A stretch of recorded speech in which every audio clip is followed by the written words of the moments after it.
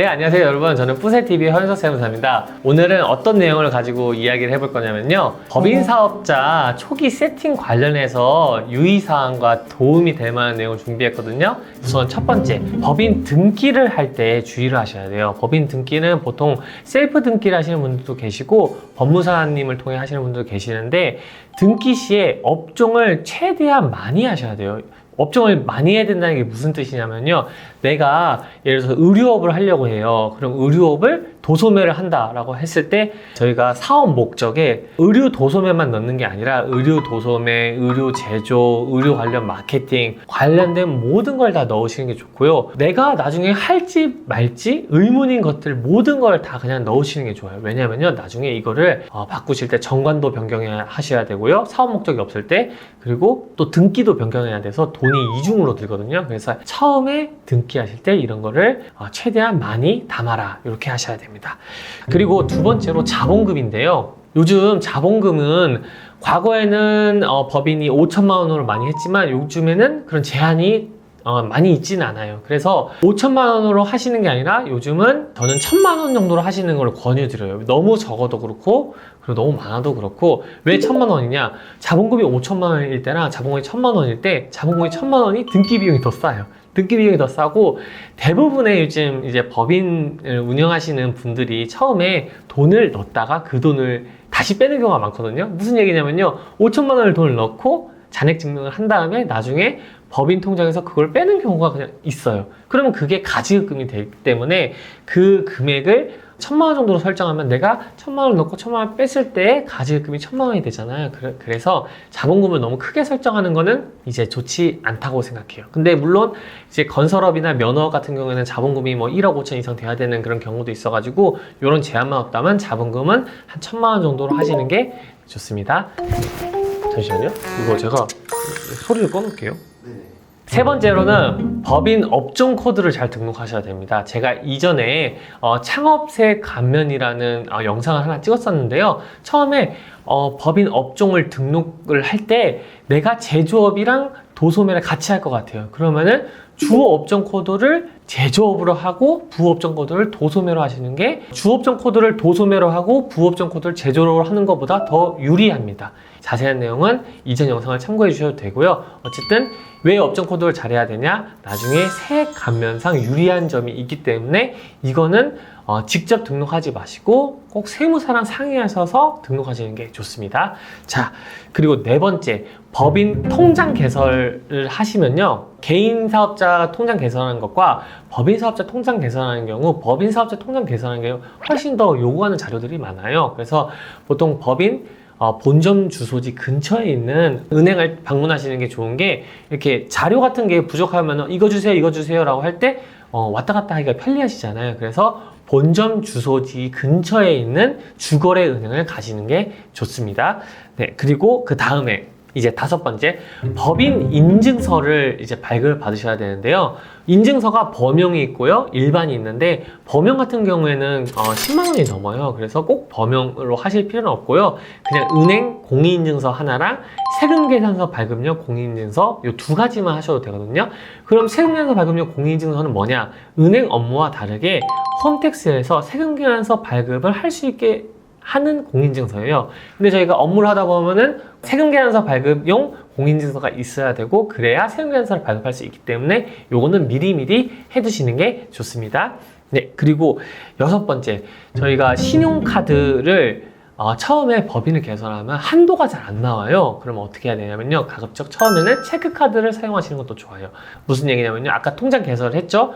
통장 개설하고 나서 내가 신용카드를 만들어도 신용카드 한도에 제한이 있기 때문에 우리가 그 금액을 원하는 만큼 쓰면 바로 한도에 걸려버려요. 근데 그 한도에 걸려서 그 한도를 늘리자니 법인 매출이나 이런 게 나와야 되기 때문에 처음에는 통장이랑 연결하는 체크카드를 만드셔서 통장에 돈을 넣고 쓰시는 방법으로 하셔도 좋습니다. 그러면은 저희가 일정 매출이 나와서 한도가 높아질 때까지 저희가 그런 카드 쓸 때 불편한 사항이 없도록 할 수 있겠죠. 그리고 7번째, 이게 아마 오늘 영상 중에서 제일 중요할 것 같아요.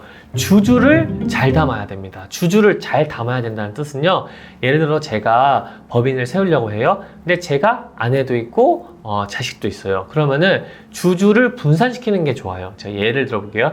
저를 주주로 해서 100% 하는 것과 저를 예를 들어 30%, 아내 30%, 자식 2명이 20% 해가지고 총 100% 이렇게 만들어 놓으면요, 처음에 법인이 매출이 없을 때는 그 주식 가치가 액면가예요. 그러면 그 액면가를 줬을 때 이제 그 주식 가치가 낮은 상태에서 주기 때문에 증여세 문제가 없다는 가정하에 얘기를 할게요. 그러면은 나중에 배당도 나누어서 할 수 있고, 그리고 상속 문제가 발생했을 때도 제 주식이 30% 밖에 없기 때문에 회사가 잘 됐을 때도 이 주식으로 인한 상속세 문제가 적게 발생하고요. 그리고 중간에 이 주식을 이동할 때도 미리 이제 가족들한테 주식이 가 있기 때문에 제 주식을 따로 이동시킬 필요도 없어요. 근데 만약에 제가 주식 100% 혼자 갖고 있어요. 근데 만약에 사업이 너무나 잘 돼요. 사업이 잘 되면은 이 주식이 제가 상장 주식이 아니라 비상장 주식일 때는 비상장 주식 평가라는 걸 해요.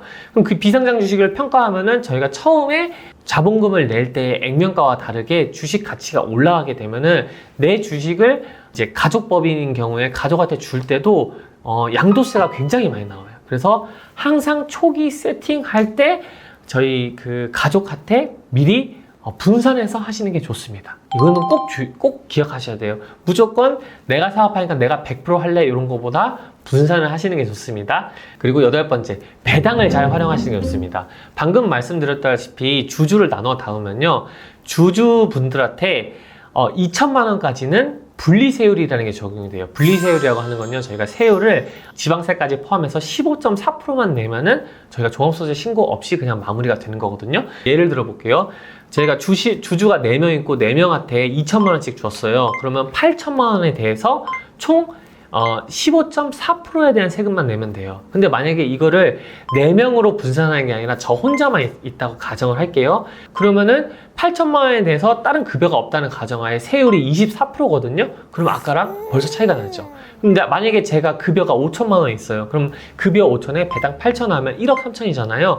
그러면 벌써 세율이 35%예요. 누진 세율이 있긴 하지만 제가 부담하는 세율이 35%가 되기 때문에 이런 식으로 배당을 분산하면은 세금을 적게 내고, 그리고 돈을 법인에서 가지고 나올 수 있습니다. 또 장점이 있어요. 만약에 아까 제가 주주에 제 자식을 넣어놨어요. 그러면은 법인에서 배당을 줄 때 자식들한테도 그 배당금이 가기 때문에 나중에 제가 이제 증여를 해주고 싶을 때도 미리미리 이게 법인에 있는 수익을 나눴기 때문에 그런 증여세도 적게 내게 되겠죠. 여러 가지 장점이 많습니다. 네, 그리고 9번째, 급여 세팅을 잘 하셔야 돼요. 이거는 정말 많이들 물어보시는데요. 도대체 법인 급여 세팅을 얼마로 해야 되고 어떻게 해야 되냐? 누구는 1억으로 해라, 누구는 5천만 원으로 해라 라고 하시는데, 이거는 법인마다 상황이 너무 다릅니다. 어떤 법인은 급여 세팅을 좀 높게 해야 되는 경우도 있고요. 어떤 법인은 급여 세팅을 낮게 해야 되는 경우도 있는데요. 이것도 스스로 할 수 없기 때문에 법인을 운영하시게 되면 아마 세무사를 꼭 만나셔야 될 거예요. 그래서 세무사한테 나 급여 세팅 얼마로 하는 게 좋겠어요? 라고 꼭 여쭤보시고 세팅을 하시는 게 좋아요. 이게 급여를 올리면은 제가 내는 소득세는 많아지죠? 대신에 급여가 올라가면은 법인에서 비용 처리할 수 있는 급여는 많아지는 거예요. 그래서 급여가 올라갈수록 법인세는 줄어들고 제 소득세는 올라가기 때문에 그 중간선을 잘 선택해가지고 급여 세팅을 하시면 됩니다. 요거는 세무사한테 맡겨주시면은 아마 담당하는 세무사님이 친절하게 해주실 거예요.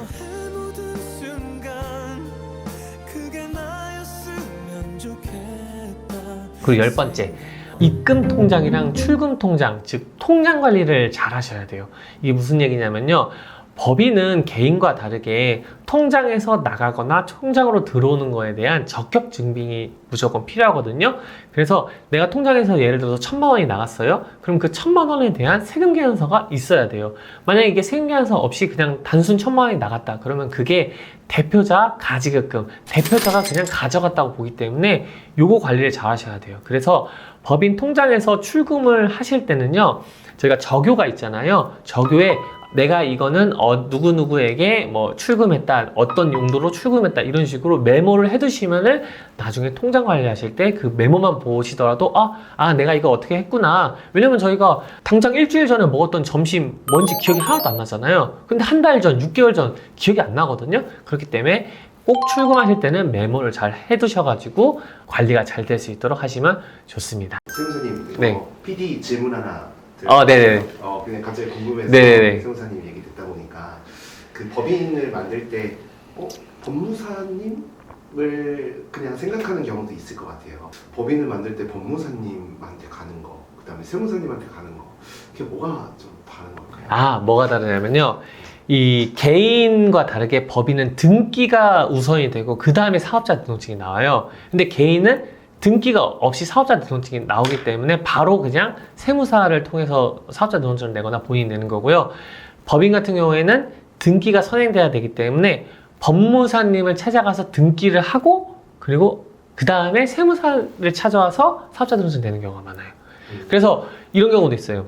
이미 등기를 하고 와서 사업자 등록증을 내는 경우도 있고요. 아니면 처음에 세무사한테 오셔가지고 나 이렇게 사업을 할 건데 법인 만들어줘라고 하면 저희가 보통 법무사님, 연결된 법무사님이 있어요. 그러면 저희가 법무사님 연결해드려서 그쪽에서 저희가 이제 등기부터 사업자 등록까지 한꺼번에 다 해드려요.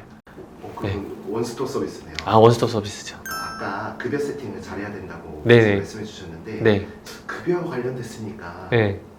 우리 또 노무사님을 또 서칭을 해가지고 네. 알아봐야 되지 않을까? 그것도 보통은 이제 저뿐만 아니라 다른 세무사님들도 법무사 연결된 법무사님 통해서 등기하고 저희가 사업자 등록 내드린 다음에 노무 관련된 이슈가 있으면은 그것도 연결해서 급여 세팅하는 것도 노무사님이랑 연결해가지고 같이 이렇게 할 수 있게 해드려요.